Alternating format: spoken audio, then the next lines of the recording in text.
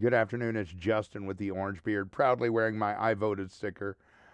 Today, I thought we'd go over how you can avoid having your content flagged by the algorithms as AI generated content, which has been restricting a lot of reach for social media and such.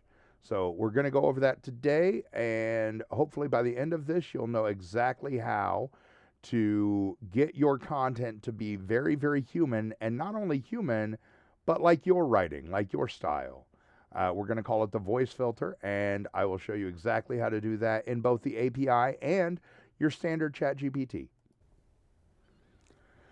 Okay, so we are going to go first into our assistants. I'm going to go into our assistants and go to my Justin's voice.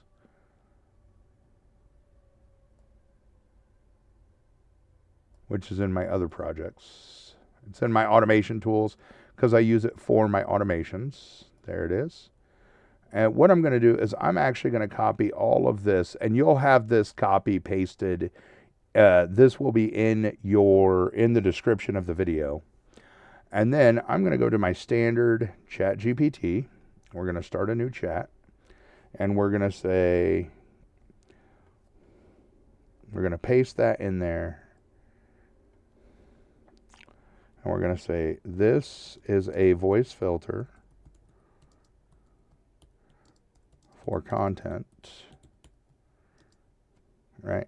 Now, it's going to give us a response to that since we put it in there. And it's uploading this information.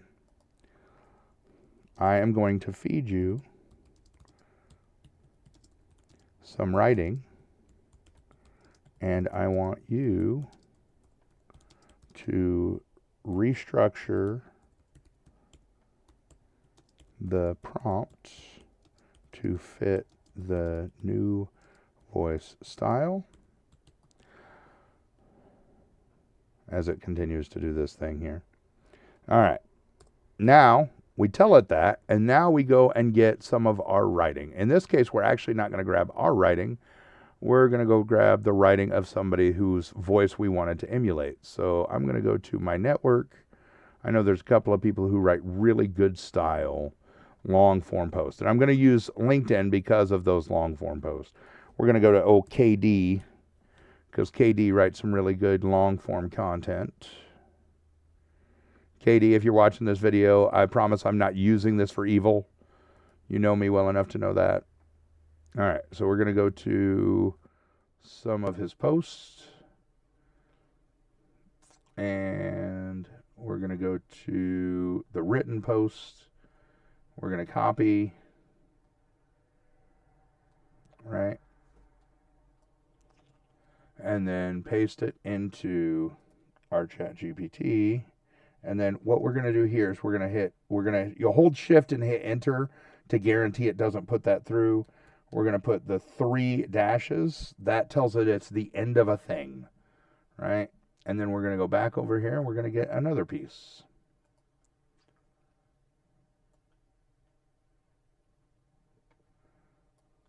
And copy and paste. And we can do this with 2. We can do it with 50. It doesn't really matter, right? And then we're going to input that.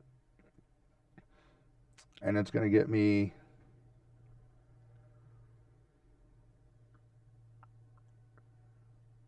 Right, so now look at what it's doing.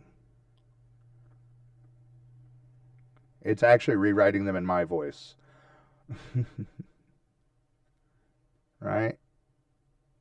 And you notice this doesn't have any of the AI tropes in it. Okay? So what we would then do is we would take the above information and all of the filters, and we'd say, call this Justin's voice. In my case, it is Justin's voice. We're going to program, we're going to ask it for a prompt, a new prompt with the new writing style. And then we're going to take that prompt and we're going to ask it to remember Justin's voice. And then we're also going to take it back over and put it into our assistant as our voice. And now, whether we're doing it in our automations in Make, right, we can summon that assistant to filter through Justin's voice. or whether we're just doing it in ChatGPT, even on our phone app, if it's the same connected app, we can always have it write anything in that voice. It avoids the AI style and prevents it from being flagged as AI because it's written like you're writing. So hopefully that will help some of you to avoid the limitations and restrictions that are put on content that is clearly AI generated, because it is no longer clearly AI generated. And just to give a quick showcase of what the two look like differently, I think I put it in my Google Drive here. Let's go with most recent, last modified. Okay, not there. It's probably then in my other drive. Does that kind of show? Home.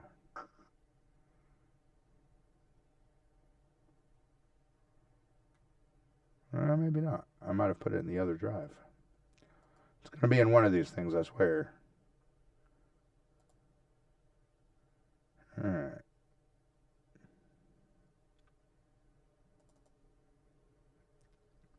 Nope, not that one. And we definitely don't want to see that one on here because that's an inappropriate document. That was for a humorous thing that I read.